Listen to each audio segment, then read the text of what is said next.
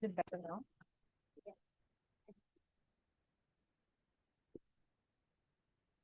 Okay, great. In its remarkable 14-year journey, Dasra Philanthropy Week, or DPW, has played a pivotal role in shaping narratives, fostering collaborations and conversations, and catalyzing action across diverse sectors. Good morning. A warm welcome to one and all as we embark to celebrate the 15th edition of Dasra Philanthropy Week. I'm Roshni Rajiv, your moderator for this session. With a convergence of diverse stakeholders and voices within the development ecosystem, DPW 2024 is anchored around the theme Thrive Through Equity. This year, we are having more than 30 convenings, both virtual and in person, and engaging with more than 150 thought leaders to shape dialogue with more than 1,500 stakeholders. With a lens of gender, equity, diversity, and inclusion, this event hopes to be an enriching and insightful experience that will help shape a collective perspective for shaping the future of India. Before we begin the session, we'll be sharing a few housekeeping slides, including the Hindi translation option in the chat. Please do go through them. It is with great pleasure that I now welcome you to this panel discussion on building a resilient future for the Global South through South-South collaboration, where I have the absolute pleasure of hosting a distinguished panel of thought leaders to delve into this topic. Join me in welcoming this panel. In alphabetical order, firstly, I would like to extend a warm welcome to Anand Sinha, the Regional Advisor for South Asia at the David and Lucille Packard Foundation. Next, we have Dhruv Mittal, who leads the South Asia vertical of the Urban Sanitation team at Dasra. We are also pleased to have Nandita Barua, the Asia Foundation's country representative in India. Joining us also is Dr. Saumitra Pathare, the director of the Center for Mental Health, Law and Policy. I'm also delighted to have Sudha Shrestha, the acting chief technical advisor at UN Habitat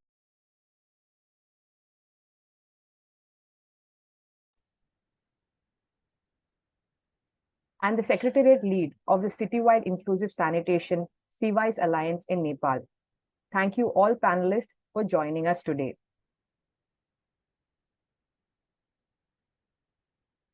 Lastly, but certainly not the least, I would like to welcome all the audience members joining in this conversation. We'll do our best to keep it engaging for all of you. Now diving into today's conversation. We must have noticed collaboration is one of the words used in the title. Well, for us in Dasra, collaboration isn't just an approach or a buzzword. It's ingrained in our DNA. For the last 25 years, Dasra has been at the forefront of collaborative efforts in India with our mission, vision, and strategic pillars focused on building collaborative platforms across diverse fields.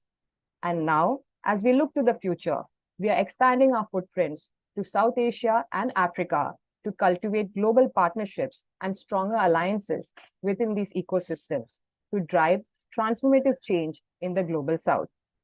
Global South and South to South are also two other words used in the session title. Well, we believe Global South has enormous potential through South to South collaboration to come together by leveraging their shared similarities and diverse strengths to shape regional and global discussions. In case if any of these words sounded technical or as jargons, that's completely normal. That's because discussions on these concepts have traditionally been centered around academic and geopolitical circles. And today, through this panel, our aim is to shift the spotlight to its relevance within the development sector. We are here to de-jargonize. We are here to simplify these concepts for all of us with the help of our diverse panel. Together, our distinguished panel represents various stakeholder groups, such as civil society organization, intermediary, alliance, philanthropy, and multilateral organization.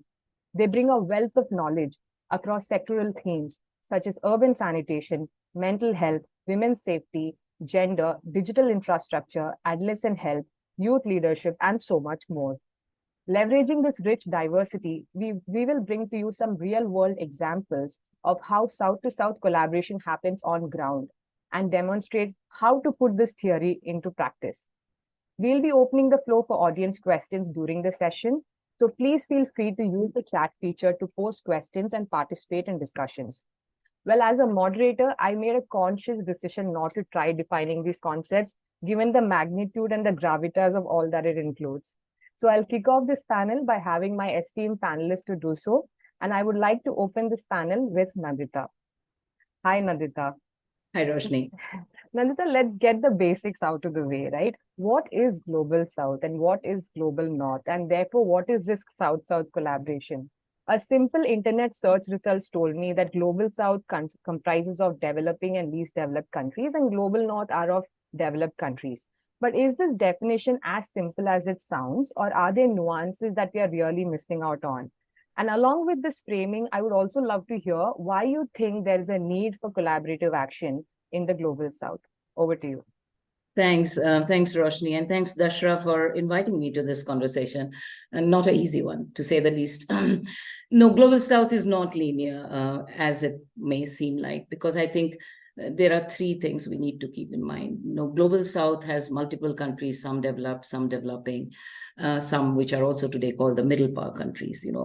Global South includes China. Global South also includes some of your Middle Eastern countries. It includes countries like Thailand, and it includes much less developed countries in the African subcontinent, as well as in the Pacific Islands.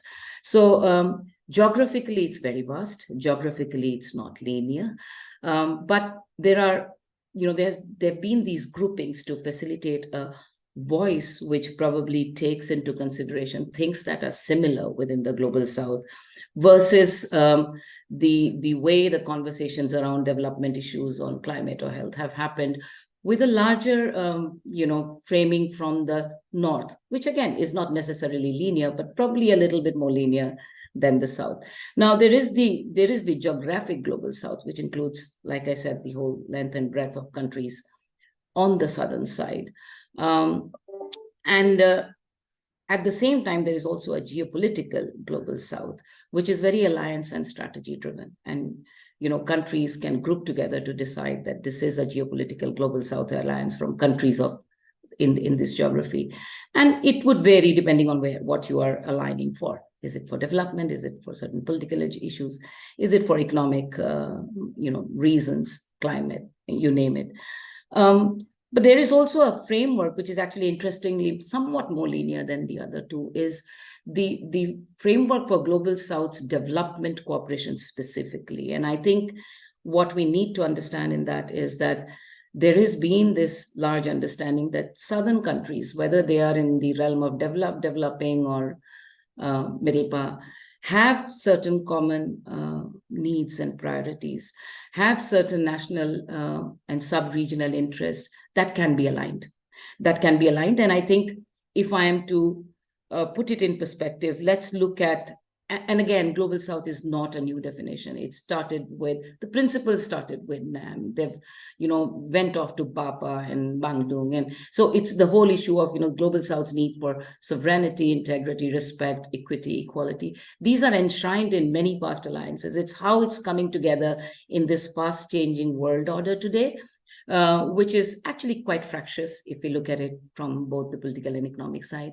And the fractions became much more pronounced post-COVID. So we saw all that. I don't want to get into the depth of that. It'll take me the whole day. But if I am to just say, what is the development-focused alliance that the Global South can bring forward, where we can all agree, I think we need to look at the two Global South Summit that India has held, one in January 2023, another in November. And if you look at what was the focus, it said, the first one in January said, voice of the Global South, the South, unity of voice and unity of purpose. So that was the theme. It defined that first summit, which said unity of voice and unity of purpose. It discussed a huge number of things, from health needs, from climate issues, from fossil fuel to green energy. All of those which impact people at the center were discussed. And how do you then come out with a human-centric development, a people-centric development? Now, the shift in this, you'd say, well, wasn't all development always that? Probably was, but this time it's being defined from within the countries which were largely seen as recipients. Right now, you are having a demand-driven framework from the Global South, which is saying, here is what I mean by human-centric, and here's what I'd like to see as people-centric.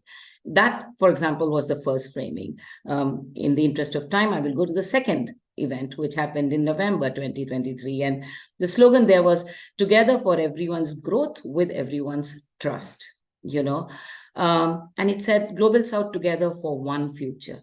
And again, that's where the framing comes in. So I think if I'm going to stop here, I can see your hand up.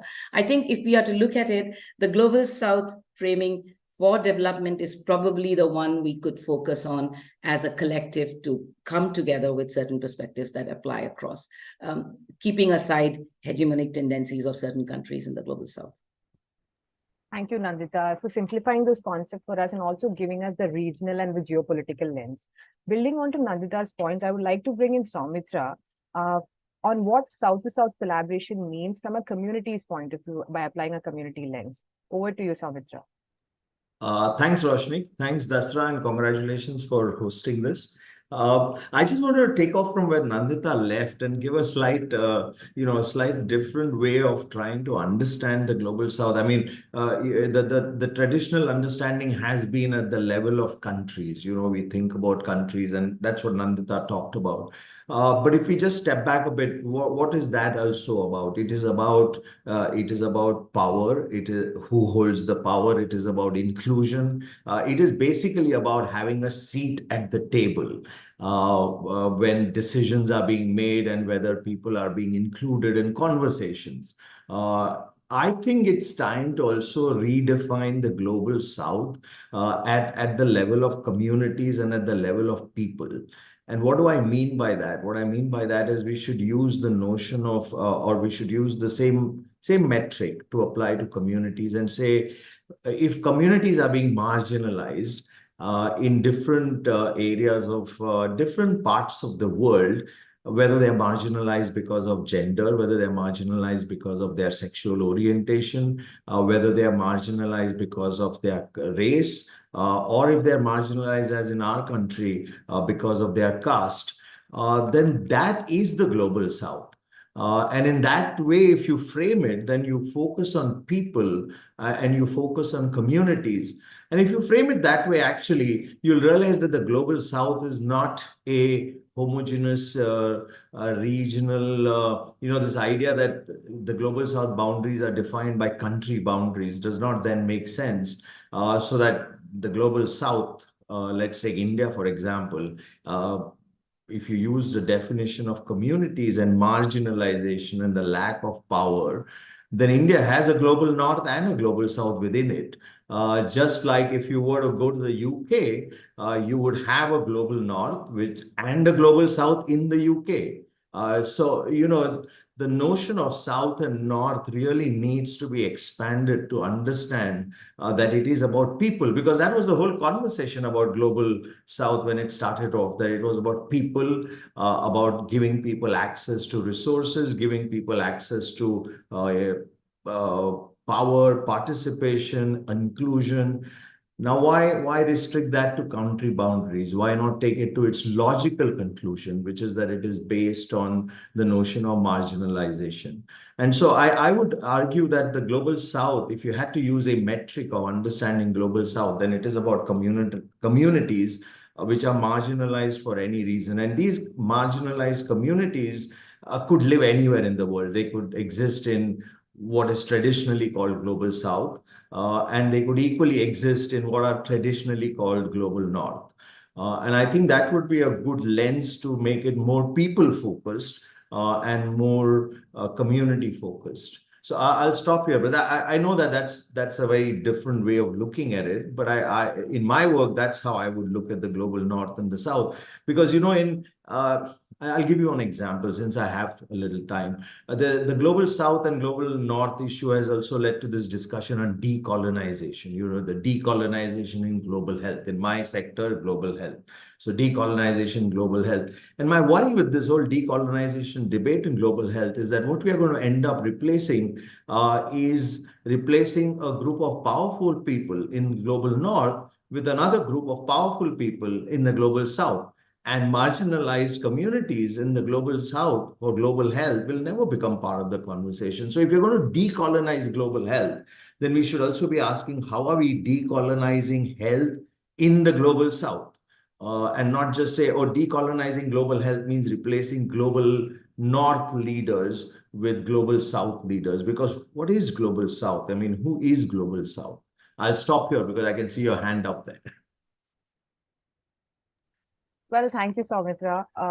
I feel it was an aha moment for me, applying a marginalized lens to this whole North-South framework that then transcends borders, and it can be applicable anywhere around the globe, right? So thank you. Audience members, do let us know in the chat whether was it an aha moment, what were some of the perspectives that resonated with you from Nandita's sharing as well as Soumitra's. Keep it going. We want to make the chat box really buzzing with your thoughts, opinions, and questions as well. Moving on to building on the perspective from Soumitra and Nandita, I'd like to bring Anand to this conversation. Anand, did these concepts or did these perspectives resonate with you?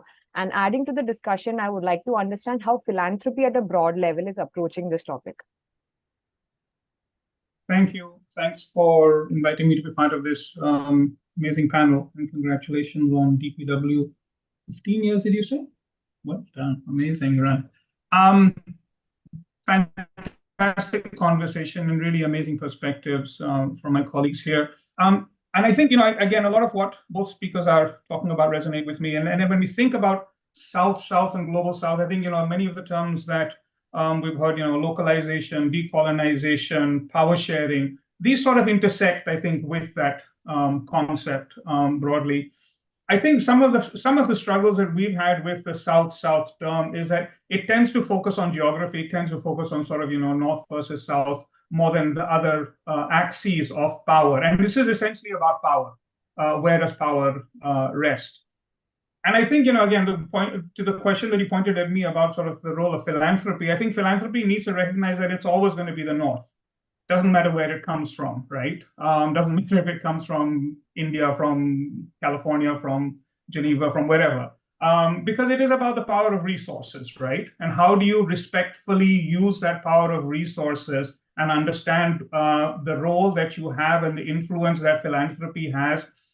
Because it has the resources, it also has the ability to set the sort of priorities, set the conversation, shape the mandate significantly. And I think that's a disproportionate power. Now, where else does power lie? I think, to what Soumitra was saying, power lies with communities, power lies with commitment, power lies with deep expertise, right? Do philanthropies necessarily have that? Perhaps not always, right? And I think that's where, again, the term power sharing is something that as a philanthropy, I know the Packard Foundation is thinking deeply about, saying, where does power lie? How do you sort of share power, and how do you create an environment for, what I think many people are sort of exploring as trust-based philanthropy? And how do you sort of create the space for communities, for experts, for people with, deep commitment to these issues, to have a greater voice and shape the nature of these conversations. So I think, yeah, again, and I think philanthropy needs to think much more carefully about this, because to me that has been part of, I think, the criticism and part of the problem of how we're sort of seeing the North-South divide is it comes down to a lot of who has the resources, and therefore how are they deciding to deploy those resources sets the agenda for the South, right? And that is the North that defines the resources and defines the agenda. And I think philanthropy needs to be very, very mindful and very cautious about how it exercises that.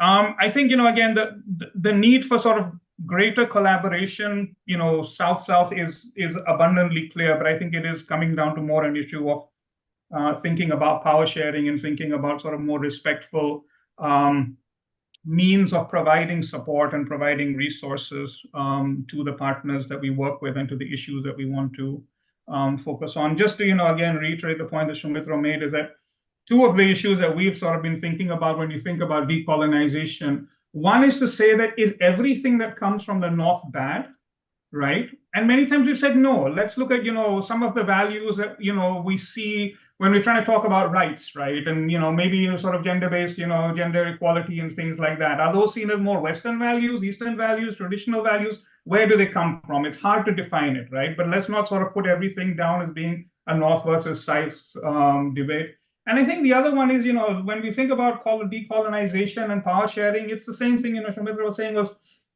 where does the power lie? Is it between a Delhi and a Meerut? Is it between a caste structure of who sits in the panchayat versus who does not sit in the panchayat, in a village level? It applies at all of those levels. It's not just, a sort of a geographic north-south divide, but I think it applies at many, many levels. Thank you, Anand. For the audience, we have looked at this whole concept of South-South, Global North, Global South from three lenses so far, from the regional geopolitical lens, from the community and the philanthropy lens. Let's shift gears here. Let's bring in the intermediary lens. And for that, I'll go to Dhruv. Dhruv, from the lens, you're wearing the intermediary hat today. So from that perspective, why did you see, why do you think Dasra saw the value or the need to engage in South-South collaboration? Perfect. Thanks so much, Roshni. And it's great to see so many participants today in this Need of the Hour session on South-to-South collaboration. I'll actually start adding from what my panelists have also said, right? I think Dasra's approach actually encapsulates the points that they mentioned, such as unity of voice, unity of purpose. And we're also looking at the South-to-South collaboration, keeping our communities at the core of what we do to bring their voices to the forefront, right? Now, to answer your question, why did we see a need for South-to-South collaboration? So as Dasra, across different sectors, we've seen different stakeholders, right, across the South and Southeast Asia region specifically, who are working towards a common vision. Now, from the example and the perspectives of our work in urban sanitation, we've seen different sector stakeholders are working towards, say, for example, enhancing service delivery with a lens of inclusion and equity, right? And we've been interacting with different stakeholders, name it sector practitioners, the government, municipality, mayors, community-based organizations as well across India, Nepal, Bangladesh, and the larger South and Southeast Asia region. And we actually understood that there is a need to streamline cross-learning and promoting regional learning and sharing, which actually came from all our partners. Now, there are various organizations in the region that have championed various aspects across the sanitation value chain specifically. For example, we've seen an urban management center in India that works towards sanitation worker safety. Similarly, a practical action from Bangladesh also doing so. UN Habitat is working in Nepal on policy and governance, or a CWAS in India is working towards innovative data monitoring and tools, right? But they're not working together, they're working in silos. There is a big opportunity for them to actually come together to learn from each other's learnings, best practices, what have been the successes, what have been those failures, what implementation actually means on the ground, and what does it mean in action. This will therefore enable stakeholders to actually scale and replicate these in their respective geographies. So this is what Dasra actually saw an opportunity to actually promote regional learning and sharing, and therefore we've actually started a lot of initiatives towards this as well. Thanks, Dhruv. That really goes into the next bit I wanted to ask Sudha. Hi, Sudha. Sudha, today you're wearing two hats. Yeah, you're wearing the hat of the acting chief technical advisor at UN Habitat, and also as the secretariat lead of the Citywide Inclusive Sanitation CWISE Alliance in Nepal. And my question for you is, Sudha, why was there a need to set up CWISE Alliance? And give us some examples on how the alliance is enabling South-South collaboration in that region. Thank you, Roshni, and thank you, Dasra, for this event and also the provocating thoughts that has been discussed as a platform. So before talking about CWISE, I would like to little bit discuss on the Global South concept, which Nandita, Soumitra, and Anand had also been, and Dhruv has been relating to it. And I think from perspectives of United Nations and also working for urban sanitation and citywide inclusive sanitation, the major concept of South-South is the solidarity, and also for the shared goals and vision as well, for the benefit of human-centered development in terms of economy, in terms of culture, in terms of ultimate growth of human beings. And for this South-South collaboration is more the resource sharing. It's not only the financial resource, but also the human resource and thought resource that we can share towards the South-South. And it's beyond country geography and boundaries of countries as well. So this is basically, I think that it is these like collaborative solidarity for the benefits of humans, so that justifiable service is accessed by all like people, not excluding even a single person in the services as well. So from that, I would like to like little bit discuss on this CVSAN, like Citywide Inclusive Sanitation Alliance, that Nepal had been, and UN Habitat has been coordinating this alliance as well.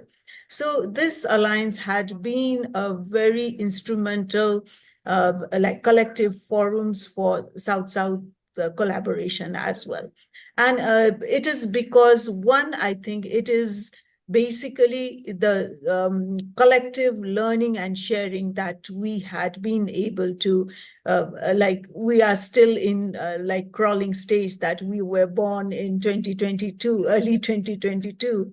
So in that line, we are trying to learn from India, Bangladesh, and also the South other countries, that how this like sanitation service in all value chain of services can be accessed without any like hindrance, and justifiable service to everyone. So in this line, this sharing and learning is one of the core, like this niche of this South-South collaboration, where we even have like multiple formal training as well for leading this alliance from Nepal perspective, where like the agency like ASCII has been like supporting Nepal in producing this professional HR as well. And DASRA has been really supporting Nepal for strengthening the secretariat, as well as like aligning with the policy and monitoring frameworks of our sector as well.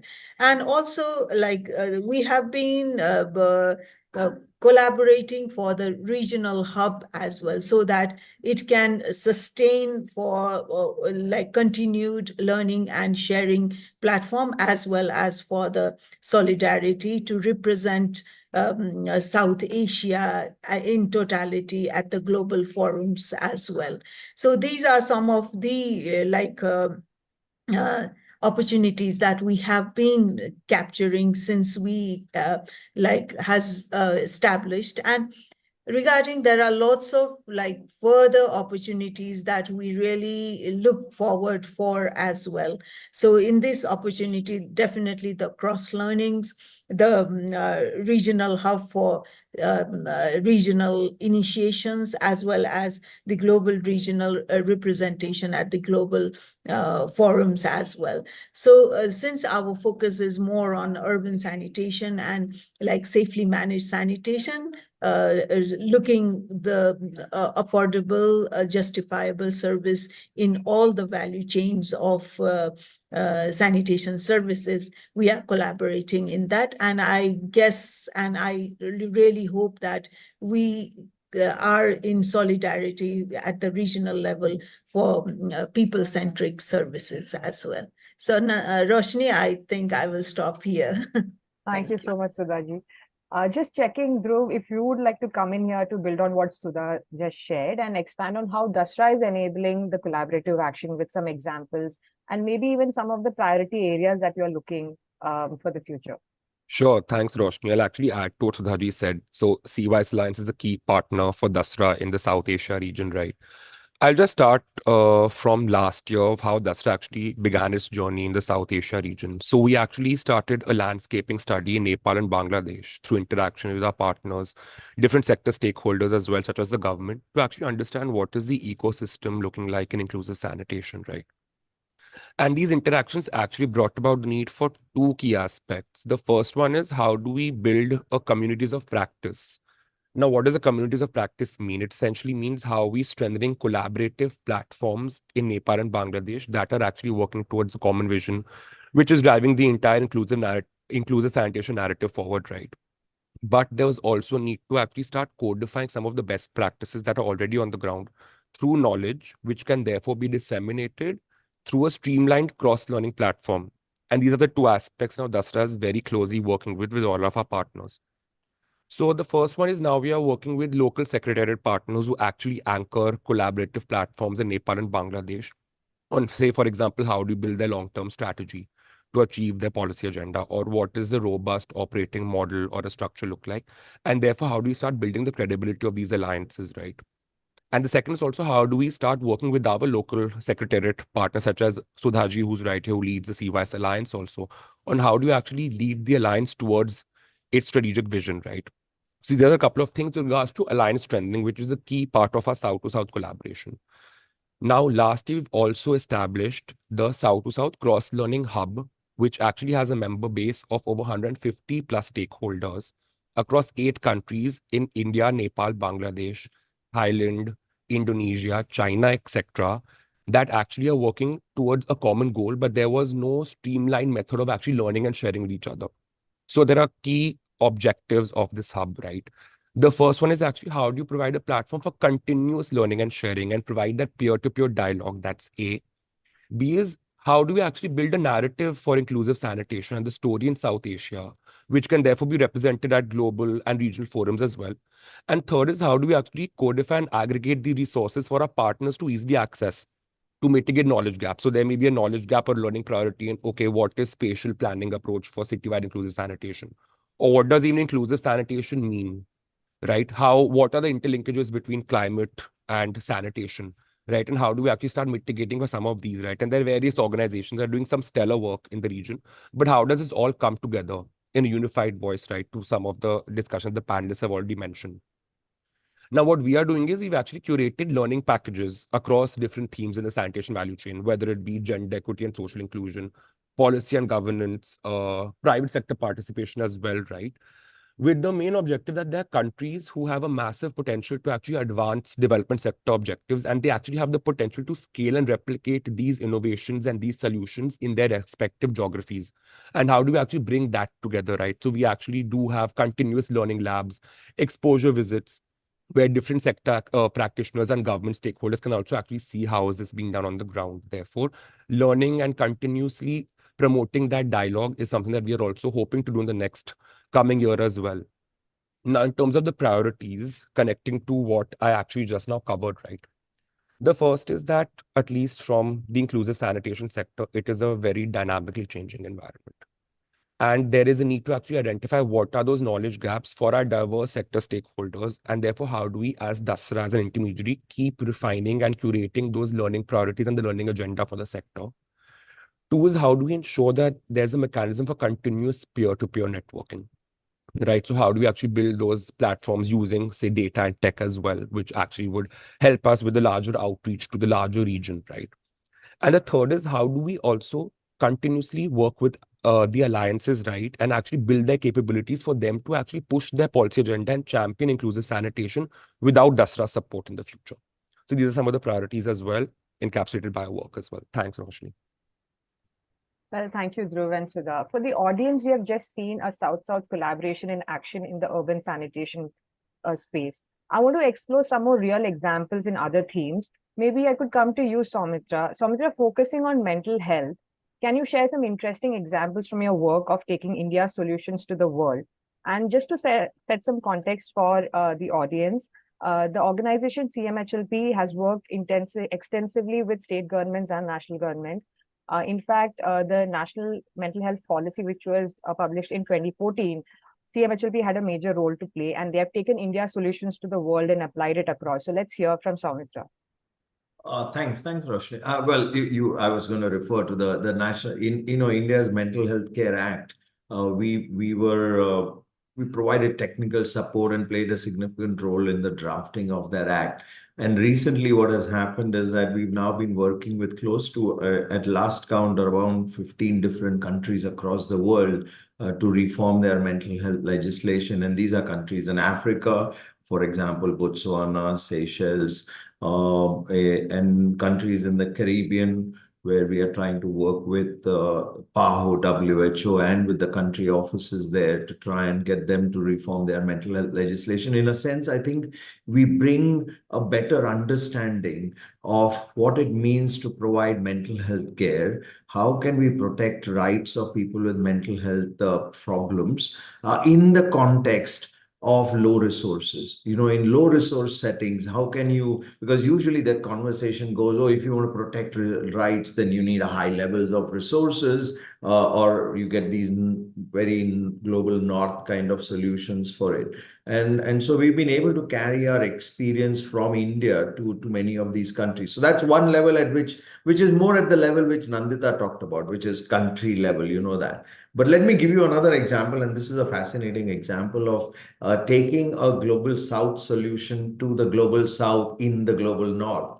So we were recently contacted by an organization in the UK, which we have a community mental health program, which is now working across 4 or 5 different districts in many parts of the country, which uses a very community-based method for delivering mental health care. It's called Atmiyata. And we were recently contacted by an organization in the UK saying, is it possible for us to adopt your program and adapt your program to provide community mental health to urban and marginalized communities in cities like London, for example?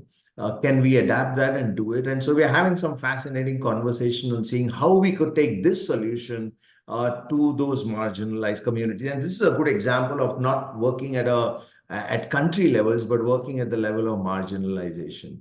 And I think those are just 2 examples that I can immediately think of. We have also been talking to a few partners in countries like Namibia and Malawi to try and take some of our solutions to those countries. And in many ways, they kind of instinctively feel that these solutions might work because of our experience with working with marginalized communities, and they can see that these solutions might have better impact for them and their own communities. So yeah, those just some examples. I'm happy to elaborate, but I know we have limited time, so I didn't want to kind of hog all the time. Well, And thank you Nandita has her hand up, so maybe she's got a question there or reacting to what I just said. Nandita, you're muted. Sorry, no, not reacting, just kind of quickly adding 2 things to what was just been said on sharing knowledge. I think one, historically, knowledge sharing has been something that, at least India has tried to do for years, but probably not as effectively as it could have done. Things are a bit changing somewhat, and I think what Soumitra said made sense. For example, currently within the foundation, we are working with the government very closely and with countries in the Pacific Island on 2 aspects, including ASEAN countries, Southeast Asian countries, on both telemedicine and telemanas. Both are digital solutions that India has put forward as a response to reaching out to larger communities when you don't have necessarily a trained workforce across, but can play out different levels of service providers to provide the support. So countries, but the difference in doing this collaboration is that while it's a South-South, it does have a northern country supporting the process, facilitating India to take these solutions to other countries. But it's also been very driven by the interest of the recipient country, whether Fiji wants it or Philippines wants it or Indonesia wants it. It's not prescriptive. I think that's important to keep in mind. If you're changing the parameter of how you provide solutions and cooperations, I think not being prescriptive becomes critical. And also understanding that solution cannot apply as is, that you will require those countries to build up, for example, as Soumitra says, first their mental health framework, the legal framework, before you start looking at what the delivery is. So I think currently, there seems to be an appetite, both in receiving countries within the South and the northern countries who are interested in becoming a part of this collaboration. And definitely, India as a country of providing certain solutions. So I think in the space of health, I think COVID seemed like the eye-opener kind of a thing for everybody to say we need to share more resources, more knowledge, more understanding, because most countries floundered.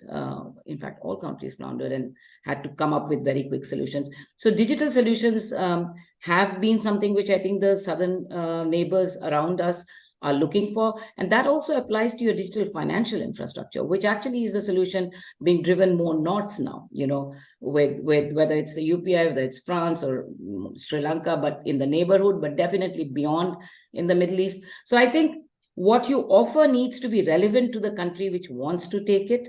And then you need to curate it so that it responds to the structure that is there. So going to Fiji with a digital mental health program or digital telemedicine program or Telemanas meant that one actually had to look at their entire digital infrastructure, the digital laws, before you start applying. And that kind of handholding is something that's going on. So, for example, this one is, we are working with NIMHANS, we work with CDAC, we work with National Health Authority, but it is curated as a part of, a G2G understanding.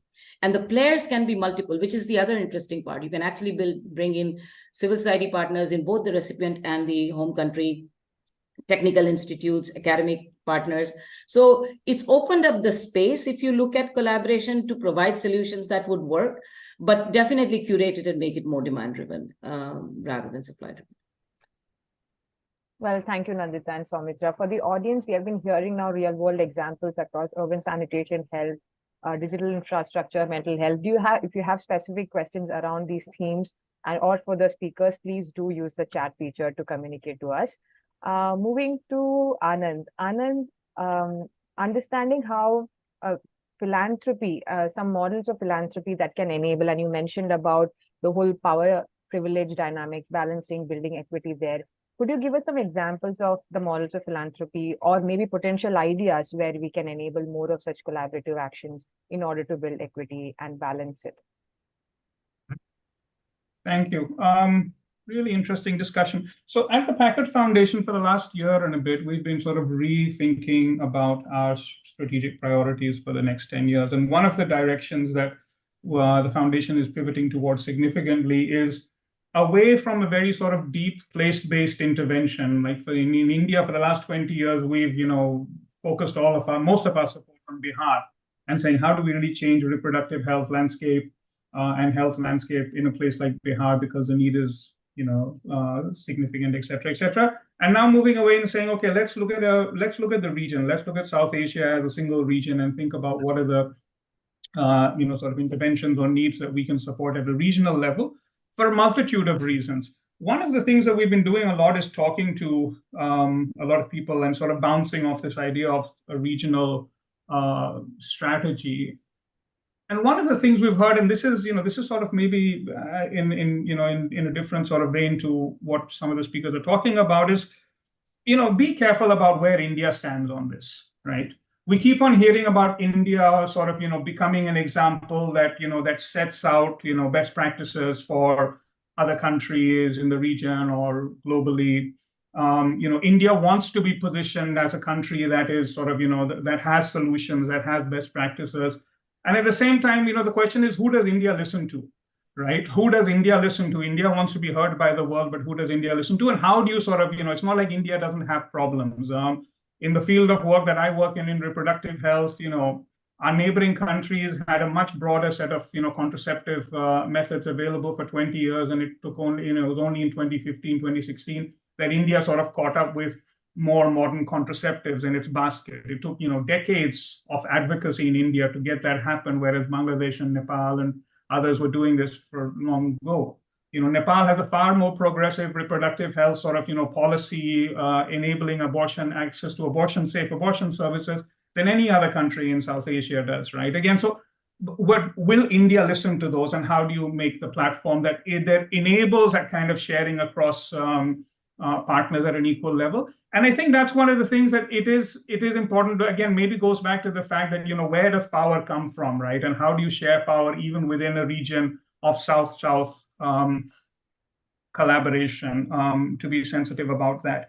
I think the other thing that we've heard about is, a recognition that civil society finds itself in a very similar situation across South Asia, right? As we've been talking, it's a difficult situation. It's a situation where, survival, where their approaches, whether, the tools that they have are constantly sort of, facing hurdles or constantly under attack. And, one of the, I remember the quotes was, sometimes in a situation when you're facing a very severe storm, it may not be best for everyone to be in the same boat, but it may be better for everyone to be in their own boats, tied together, lashed together, so you actually have chances of surviving rather than one boat going down. And I think that's part of sort of, the one other sort of motivation behind saying, how do you support a regional network? Because you're dealing with, significant opposition, some of it coming from other, civil society groups, some of it coming from government and regulators, etc., who are sort of, limiting the scope and the ability of civil society to actually function.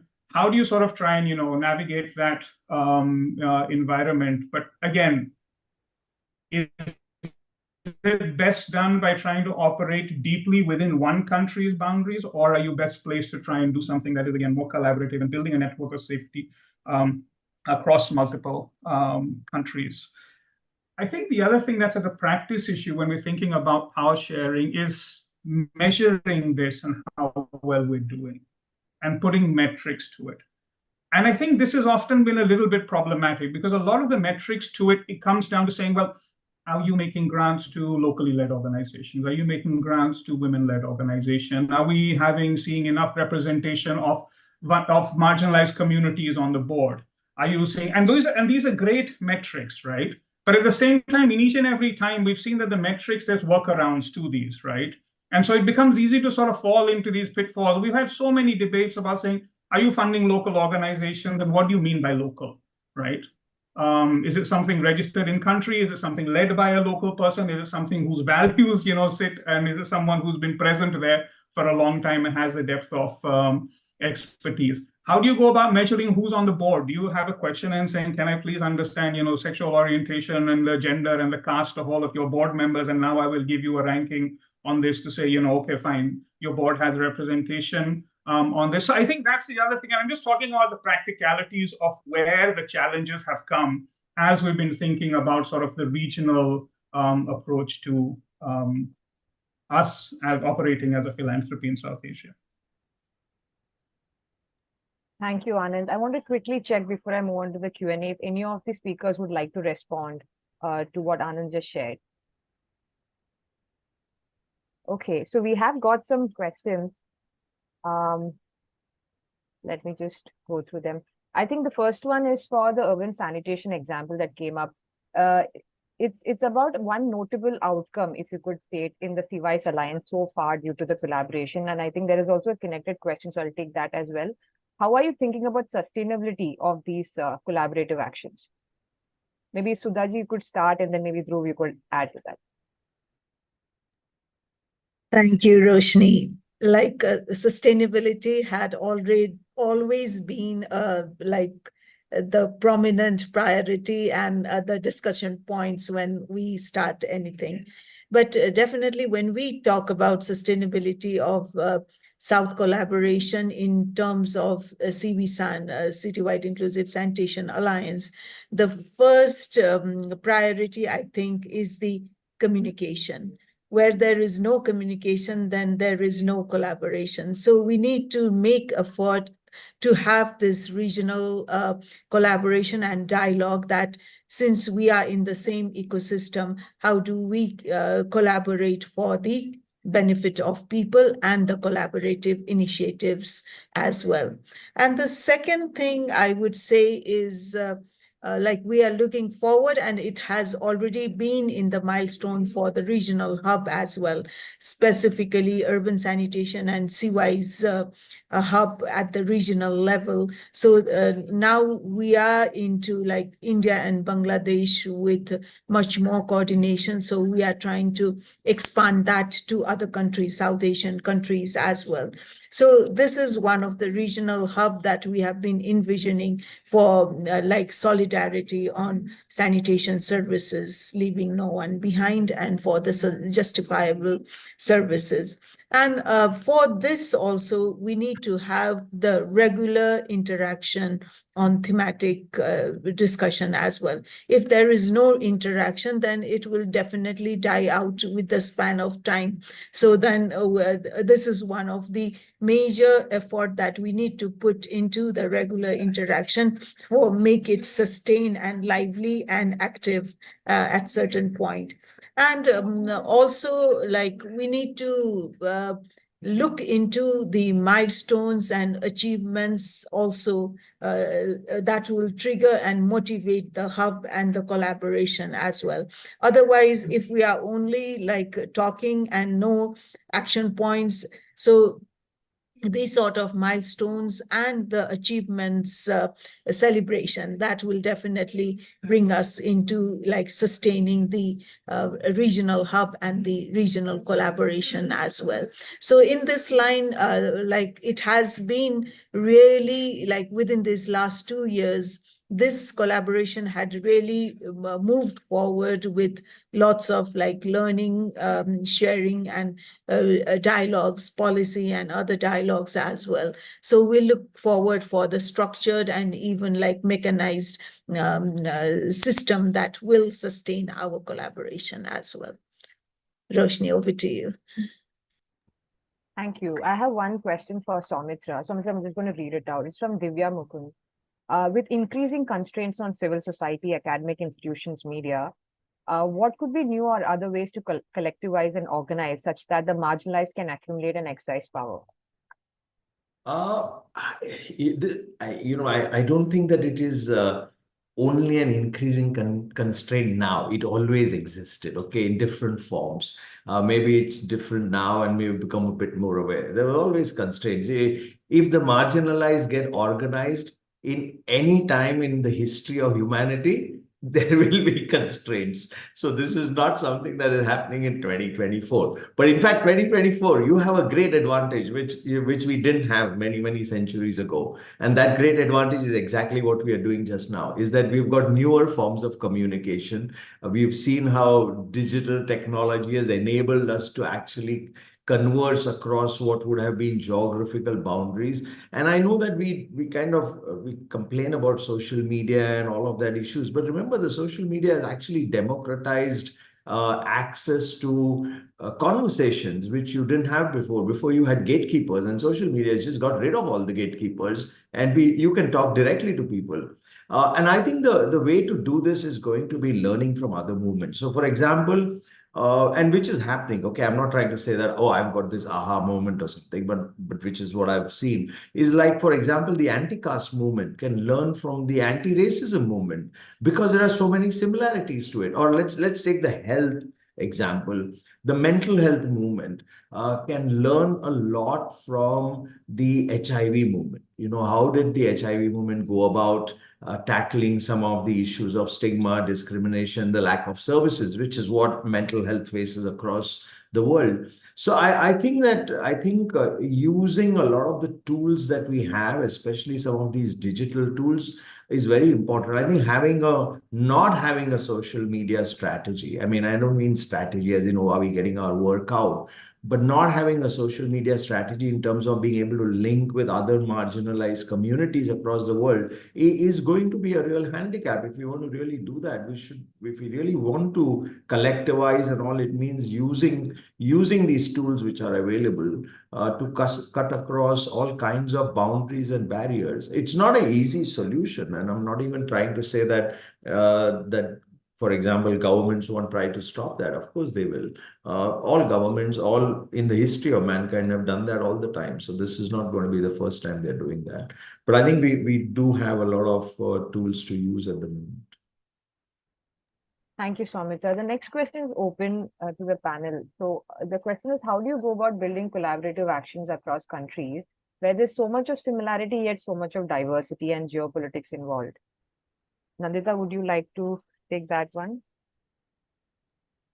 Sure, I'll take a first go at it, and I think the others can add. I think, while there are diversities, I think one thing is for sure, every country, whoever it is governed by, my belief is that at the end they are looking to do something better than what their predecessors have done, and leave something better, because at the end of the day it is about coming to power if you want to just play the power politics the next time round, right? So when you look at it from that, I think it's also important to look at, therefore, you scoping out to say what would be the priority in country ABC that you're trying to work with, which would enable a greater appreciation of the knowledge or the technology you're giving, and support the larger citizenry, whether it's a technical stunt or whether it's a scholarship, whether it's an educational support program.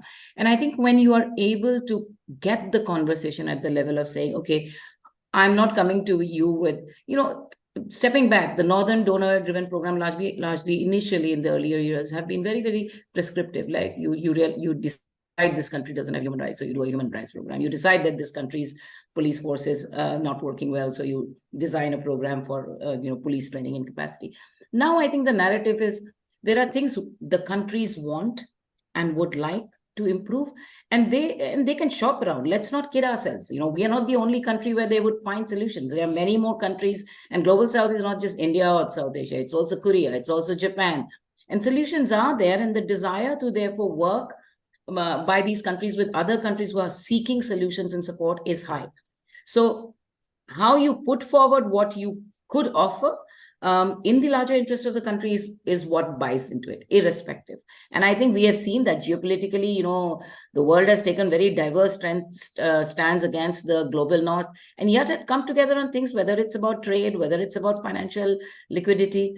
Alliances have happened even at that serious level, or defense strategy or whatever. So when you talk at the development level, I do think engaging, people-centric, citizenry-driven is critical in the conversation. And I think when you do that, you get the buy-in much more easily. At least that's been our experience in working with countries. If I can just add to what Nandita said, I think it's also very important to not go in with this notion of what I call the active and the passive thing, which is that I'm the active person who has the solution, then you're the passive recipient of my largesse in some sort of way.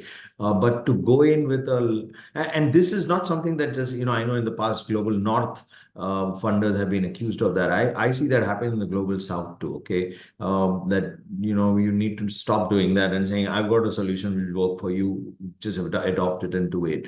I think it's about going in there with a view to having a more of a two-way exchange. Here's something I've got which might help you if you want to have a look at it, and maybe you can show me 2 or 3 things which might help address some of the problems that I have, and can we see how these solutions might translate in different contexts and different geographies, and what can we learn from that. And so to use your knowledge as a way of saying, okay, I can bring something to the table, but I don't have all the answers and solutions, and you just adopt my solution as is. And I think that's really the challenge. And in India, as well as in civil society, needs to kind of learn to adapt to that challenge. Yes, and adding to Soumitra, I think that it is not the prescriptive solution, but the contextualizing the solution of the learnings. Yeah. Thanks. And I'll also just add, Roshni, especially to what Dr. Soumitra said, really resonate to what he's also saying. And even in our cross-learning initiatives, what we've seen is that India is not even being termed as a mentor country here. In fact, there are various learnings that India can actually take from Nepal and Bangladesh, right? So, for example, if there is a particular initiative on data and monitoring that actually the Nepal government is championing to actually look at implementation and planning from a municipality level, these are some learnings that India specifically asked, and how can we actually contextualize this to our own geography, right? Now, just answering the question on how do we work with the differences, right, and the similarities, we are actually leveraging these differences to actually put down a strong case for diffusion. When I say diffusion, how can these best practices actually be contextualized? One small example is the state of Odisha in India has shown tremendous political will and community engagement in their state, right? And where we've seen states that do not have that much political will or appetite, we've actually leveraged knowledge through, say, various collaterals, and we've taken them to governments, and actually they have seen what has been the impact on the ground.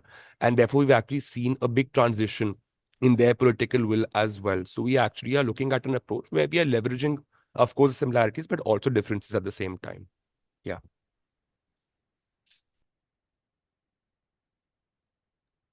Well, Anand, would you like to add to this? Maybe sort of side thoughts. I think in our conversations, as we've been thinking about a regional strategy, one of the things that we've sort of, I think, deduced from that is that South Asia is different to other regions in the world. And it's probably the least prone to collaboration and, because of its political histories, whatever it is. I mean, I think we hear of models coming in from Sub-Saharan Africa, Latin America, MENA region, etc. And there is sort of a greater tendency, and I think everyone sort of like, when you talk about a South Asian collaborative approach, everyone sort of says good luck with a smile, right? And also I think that it is, it's a little bit of the history. I think some of these comments are in there is, what's a commitment from SAARC? And I think the question is, what's a commitment to SAARC from the region, right? It has become a little bit of an edifice, and how strong are these regional mechanisms in comparison to other regional mechanisms, if we were to look at, ASEAN or other sort of regional bodies that exist outside of South Asia. So to be cognizant of that sort of, of the geopolitics of South Asia being a little bit different to everything else. I think the other thing is also just thinking very carefully about how much does government define even the priorities or the objectives of a geography in itself, right?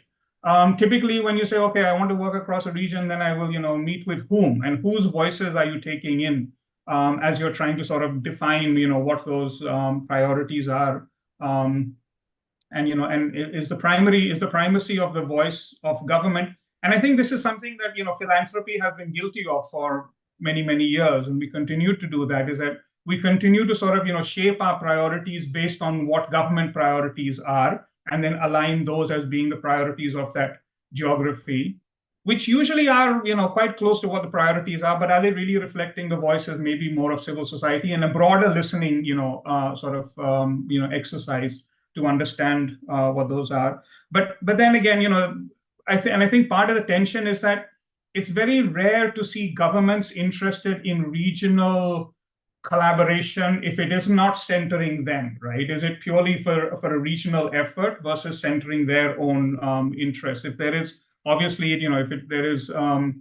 whereas that kind of, tendency to say, I am here to collaborate at a regional level or collaborate south to south, even if it's not benefiting me, tends to be greater with civil society. I think there is just a greater tendency and a willingness to do that a little bit more. So I think there is, for us, it has been, and it is a balance of saying, how much do you sort of try and balance the primacy of what government is shaping as an agenda in the South versus what communities, civil society, or other sort of representatives might be weighing in over there. Well, thank you, Anand. I think we can have a quick closing round where we just go around like a rapid fire and share one priority area within your area of work that you would like to prioritize, which will catalyze the collaborative action in the future. Maybe I could start with you, Nandita. Sure. I think it's less a sector, it's more the approach that I would like to prioritize. I think approach for me is important, that when you're talking South-South, you need to have the space where you are not just being prescriptive about solutions. Also, you need to be collaborative, not just in the delivery of the solution, but also at sometimes even scalability of solutions. I think those cannot be singularly driven by any one particular approach. So to me, that approach is probably what our priority is, and it cuts across all the sectors we work in.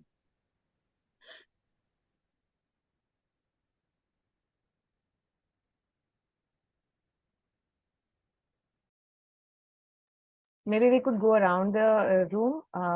Soumitra, then Sudha, Anand, and then Dhruv. All right, we were waiting for you to call out one by one. So I think we all just said, okay, we'll know who gets called next. No, I think, I'll just echo what Nandita just said, which is that when we talk about scalability or when we talk about going from one region to the other or taking our models, I think we need to be cognizant of the fact that our models are not cast in stone. Like, for example, a lot of the work that we do, the idea is that we see communities as active participants in the design as well as the delivery of the program. Now, if that's your model, then that translates very easily, because then you say the content of it will be determined locally, while you have a form which you take globally, you take everywhere. And remember that taking content from a community, I say a rural community in Gujarat, to a tribal community in Jharkhand or to the Northeast is global south to south. It requires a complete change of doing things. Just because these all three places happen to be in one political entity does not in any way mean that you don't need adaptation. And sometimes it requires almost like going back to scratch and starting all over again, designing your solutions for them. So I think it's important to remember that we don't just say, because I sometimes hear even funders saying, oh, if you're doing it in Gujarat, you should be able to do it in MP or in Kerala. And I say, no, I won't be able to. I'll need to spend a lot of time actually redesigning the whole work that we are doing. Okay, so it is not like the overarching south to south collaboration, but since the current priority is with the urban sanitation and sanitation, we would say that the regional and south to south collaboration is for like contextual learning and adapting that into the contextualizing context of the country and the community. And also, like, it's not only the prescriptive solution that we look for, but the contextualizing the solution for sanitation service as a public service for all, leaving no one behind, every time, all the time, and anytime. Thank you. Sorry, what's the question, Roshni? One priority area to catalyze further collaborative. Okay. Thanks. Okay, I forgot. Yeah. Okay. I think one priority area, as we're looking at a multi-country regional approach for us, is to find and look for strengths in each geography, in each region, in each sort of unique area, and therefore see how do those relate in the broadest region overall. And be cognizant of the fact that you're not necessarily just sort of limiting your search for strengths, best practices, capabilities in some geographies versus others, maybe just to be truly trying to be sort of, equitable and sharing. Yeah, 30 Roshni. seconds. Yes, just I already covered what the priorities for us are, but essentially it is how do we look at the sustainability of the alliances and our cross-learning platform, and therefore over a period of time, how do you also expand to other countries, right? To what the panelist says, what the global south is, right? So we have China, we have Thailand, we have other countries, also Africa. How do you also ensure knowledge transfer to these regions as well and learn from them and their best practices also? Yeah. Right. Thank you so much. This conversation has been so amazing that I'm still digesting most of the thoughts, but I thought as quick takeaways, I could maybe put down a couple of things that really stuck with me. One is building a resilient future upside down, right? How do we really look at this whole thing from a different perspective, a new approach? It could be unique as different examples which we have put in, which is bringing in unique geography strengths of regions and then connecting it to the broader region, or contextualization of solutions, thinking about sustainability. Other things that really stuck with me is that this whole framework of north-south, south-south, it's an evolving thing. It's not linear. It's very contextual. It is expanding. It's dynamic. The marginalization lens personally was a big aha moment, which really cuts across borders, and then this north-south framework can then be applied anywhere around the globe. And throughout the whole conversation, though the panel was truly diverse across stakeholder groups or thematic areas, I think one thing that really emerged was that everyone had the priority of putting the communities, putting the people at the center, and building equity. And that has been really something that really emerged throughout. And there were different ways in which, examples which were shared of building equity for for the sake of time, I'm not going to summarize those, but I would request the audience members to stay back. There is a poll for feedback, and I would really like to thank all the panelists who joined us for this amazing conversation and all the audience members who really joined us for this conversation. It has been a great learning experience. Hope it was as engaging for you as well. Thank you. Thanks. Thank you. Thank you.